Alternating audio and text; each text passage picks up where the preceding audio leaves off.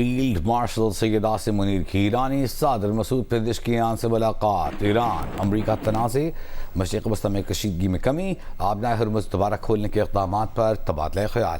ISPR کے مطابق علاقائی امن اور تنازعات مذاکرات کے ذریعے حل کرنے پر زور دیا گیا۔ سپریم نیشنل سیکیورٹی کونسل میں ایران کے رہبر معظم آیت اللہ سید مجتبی خامنئی کے نمائندے محسن رضائی، ایرانی پارلیمان کے اسپیکر باقر قالیباف، ایرانی وزیر خارجہ عباس عراقچی اور ایرانی وزیر داخلہ اسکندر مومنی سے ملاقاتیں ہوئی ہیں۔ اس کے علاوہ غیر ملکی خبر ایجنسی رائٹرز کے مطابق دورے سے قابل فیلڈ مارشل عاصم منیر کی امریکی صدر ڈونلڈ ٹرمپ اور اعلیٰ امریکی حکام سے بات چیت ہوئی تھی۔ پاکستان ایک بار پھر امریکہ ایران کشیدگی اور جنگ کے خاتمے کے لیے ثالث کا کلیدی کردار ادا کر رہا ہے۔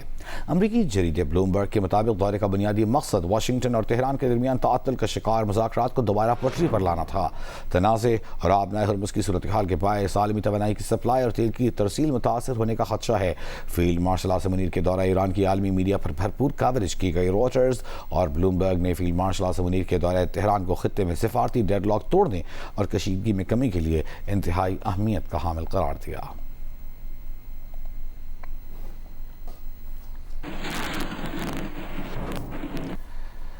وزیر داخلہ محسن نقوی کا کہنا ہے کہ فیلڈ مارشل عاصم منیر اور ایرانی صدر کی ملاقات میں قابل ذکر پیش رفت ہوئی جو خطے میں دیر پا امن کے قیام میں مددگار ہوگی۔ ملاقات کو انتہائی مثبت اور نتیجہ خیز قرار دیتے ہوئے محسن نقوی نے کہا کہ ملاقات میں اسلام آباد مفاہمتی یادداشت کی بحالی کے لیے اقدامات پر گفتگو کی گئی جو تنازع کے جامع حل کا باعث بن سکتے ہیں۔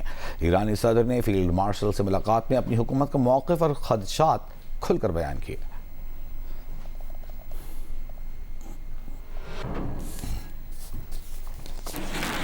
اور اہم ترین خبر آپ کو دیں گے، آزاد کشمیر قانون ساز اسمبلی میں اسپیکر اور ڈپٹی اسپیکر کے انتخاب کا عمل شروع ہو گیا ہے۔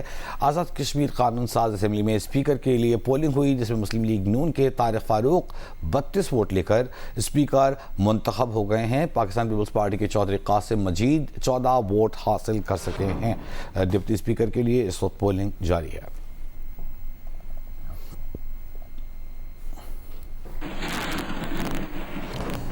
سپریم کورٹ نے بانی پی ٹی آئی کو اسپتال منتقل کرنے کا حکم دیا اور اس پر حکومت کی جانب سے عمل درآمد کیا گیا، لیکن پاکستان تحریک انصاف نے ایک درخواست جمع کرائی، توہین عدالت کی، اس پر اعتراضات لگائے گئے۔ رجسٹرار کی جانب سے اعتراضات دور کر کے درخواست دوبارہ دائر کی گئی، ساتھ ہی جلد سماعت کی درخواست بھی دائر کر دی گئی ہے۔ سپریم کورٹ میں بانی پی ٹی آئی کی اسپتال منتقلی کے لیے عظمیٰ خان کی جانب سے درخواست میں کہا گیا ہے کہ بانی پی ٹی آئی کی صحت خراب ہو رہی ہے، جلد سماعت کا معاملہ بانی پی ٹی آئی کی صحت اور زندگی سے جڑا ہے۔ حکومت نے عدالتی فیصلے کی حکم عدولی کی، عدالتی فیصلے سے انحراف نہیں کیا جا سکتا۔ توہین عدالت کی درخواست رواں ہفتے ہی سماعت کے لیے مقرر کی جائے۔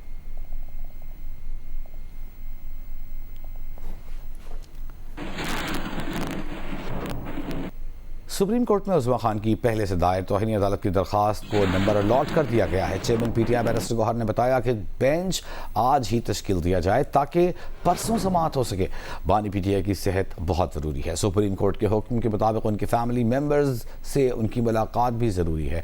بیرسٹر گوہر نے کہا کہ آج ملاقاتوں کا دن ہے، گزارش ہے کہ ملاقاتیں ہونے دی جائیں۔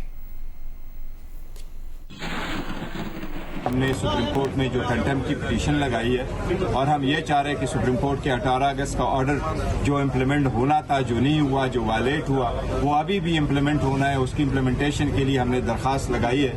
ہم نے کل درخواست لگائی اور ہم نے ریکویسٹ کی کہ اس کی ارلی ہیئرنگ ہو اور اس کی بینچ کی فارمیشن ہو۔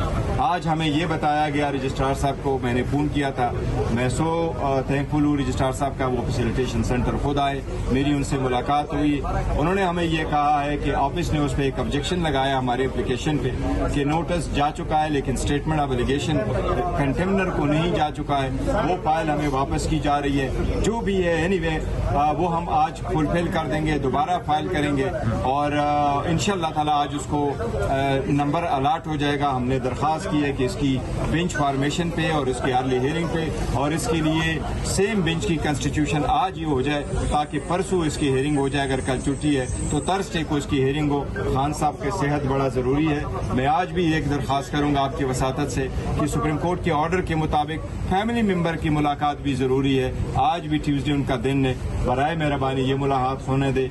लास्ट टाइम बहन की जब एक मुलाकात हुई थी उन्होंने भी कोई जिक्र नहीं किया, हम अपना वादा निभा चुके हैं। मैं रिक्वेस्ट करूँगा कि ये मुलाकातें ज़रूर आप शुरू करें। ये ह्यूमन राइट्स का इशू है, ये हमारे हकूक़ का इशू है।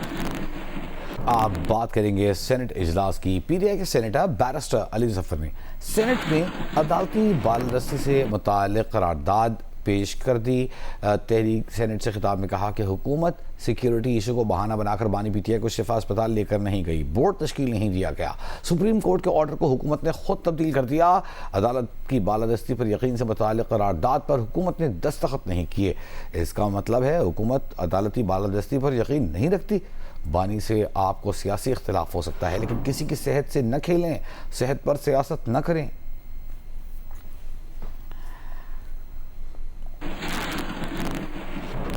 सेनेट में बैरिस्टर अली जफर का जवाब देते हुए वज़ीर-ए-आज़म के मुशीर सेनेटर राना सना ने कहा कि अदालती हुक्म पर अमल दरामद हुआ कि नहीं, ये फैसला अदालत ने करना है। अली जफर खुद अदालत नहीं बन सकते। हुकूमत ने अदालत के फैसले पर अमल किया। बानी पीटीआई को शिफा अस्पताल ले जाया गया, लेकिन सिक्योरिटी मामलात के पेश नज़र आखिरी लम्हे में प्रोग्राम तब्दील करके सरकारी अस्पताल ले जाना पड़ा। हुकूमत और इंतज़ामिया शिफा अस्पताल के बाहर के हालात के शवाहिद पेश करेंगे। अदालत फैसला करेगी कि कमी रह गई या फैसले पर अमल हुआ।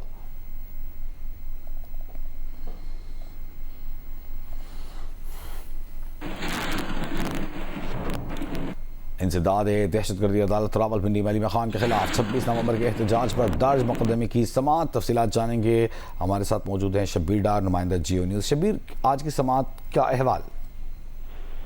जी वजी, आज की समाअत हंगामा खेज रही है। इंसदाद दहशतगर्दी अदालत में अलीमा खान के खिलाफ 26 नवंबर के एहतजाज पर दर्ज मुकदमे की समाअत हुई। अलीमा खान के गवाह फतेह अल्लाह बरकी पर जरा के दौरान वकला सफाई और प्रोसिक्यूशन के दरमियान शदीद तल्ख कलामी हुई। जरा के दौरान अलीमा खान की बेनामी जायदादों से मुतल्लिक सवाल पर हंगामा हो गया। वकला सफाई और अलीमा खान की हंगामा आराई पर अदालत बरामद हुई। जज अमजद अली शाह अपनी नशस्त से उठकर चले गए। प्रोसिक्यूटर जहीर शाह ने गवाह फतेह अल्लाह बरकी से सवाल किया था, आपको अलीमा खान की बिरौन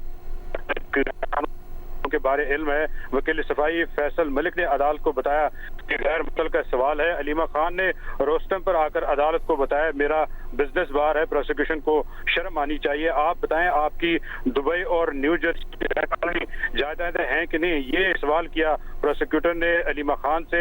अलीमा खान ने बताया, मेरी कोई गैर कानूनी जायदाद नहीं है, मेरी बेनामी जायदादें थी।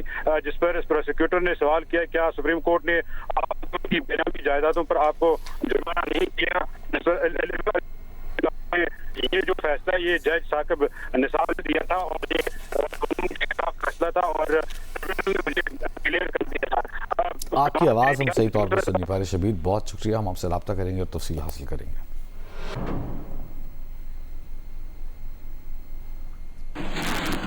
वज़ीर आला पंजाब मरीम नवाज चीन के 4 रोज़ा सरकारी दौरे पर उरुमची पहुँच गए।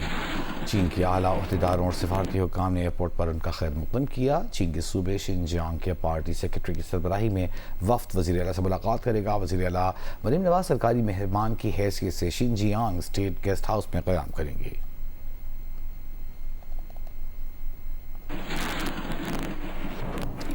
ईरानी सदारती दफ्तर से जारी बयान में कहा गया है कि फील्ड मार्शल सैयद आसिम मुनीर का ईरान का दौरा इंतहाई नतीजा खेज रहा। फील्ड मार्शल के दौरे में काबिल कदर सिफारती कामयाबियां हासिल हुई। फील्ड मार्शल के दौरे के नताइज जल्द ही सामने आना शुरू हो जाएंगे।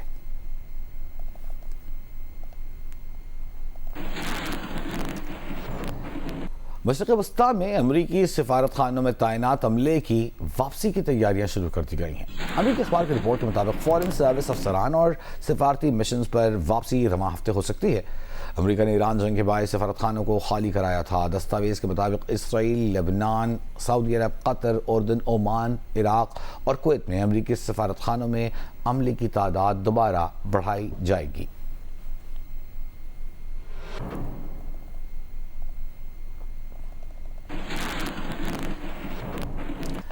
قطر کا کہنا ہے کہ ایران پر امریکی پابندیاں یک طرفہ نہیں. ترجمان قطری وزارت خارجہ نے ایک بیان میں کہا کہ قطر مسئلے کے حل کے لیے ثالثی کی کوششوں کی حمایت کرتا ہے.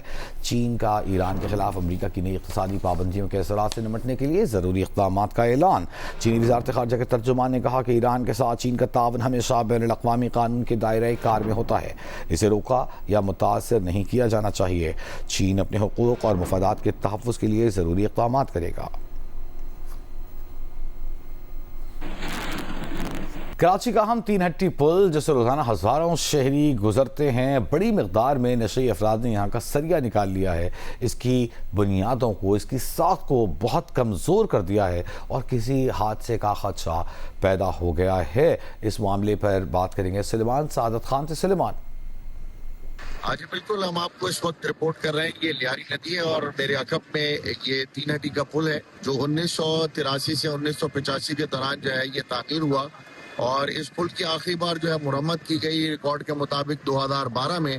اور اب صورتحال یہ ہے کہ اس کے جو پشتے ہیں، اس کے جو پلرز ہیں وہ خستہ حالی کے شکار ہو گئے. نہ صرف خستہ حالی بلکہ یہاں پر نشے کے عامل افراد نے جو ہے وہ اس کے پلر جو ہیں ان کو جو ہے وہ متاثر کیا ہے، اور جو اس کا بیرونی سریہ جو ان پلرز میں لگا ہوا ہوتا ہے ان سریے کو جو ہے وہ نکالا گیا ہے. اور اس کے بعد جو ہے اب جو KMC حکام ہے ان سے ہماری بات ہوئی ہے تو ان کا یہ کہنا ہے کہ کچھ پشتوں کو نقصان پہنچا ہے، پلرز کو نقصان پہنچا ہے، لیکن جو ہے وہ ٹیکنیکل ٹیم نے جو ہے وہ انجینئرنگ کی، اس نے اس کا معائنہ کیا اور اس کی مرمت کا کام میئر کراچی بیرسٹر مرتضی وہاب کی ہدایت پر جو ہے وہ جلد شروع ہو جائے گا. لیکن کوئی ایسی خطرے کی بات نہیں ہے کہ آیا یہ پل گر جائے گا یا یہ پل جو ہے وہ کسی وقت بھی کسی حادثے کا شکار ہو سکتا ہے. پل اس وقت بھی موٹریبل ہے، ہزاروں گاڑیاں جو ہے وہ اس سے گزرتی ہیں. مارٹن کوارٹر سے 3 ہٹی کا یہ برج اور پھر یہاں سے آگے لیاقت آباد اور پھر یہاں سے ہزاروں گاڑیاں یومیہ یہاں سے گزرتی ہیں. جو بھی اس میں مینٹیننس کا کام ہونا ہے وہ جلد از جلد جو ہے وہ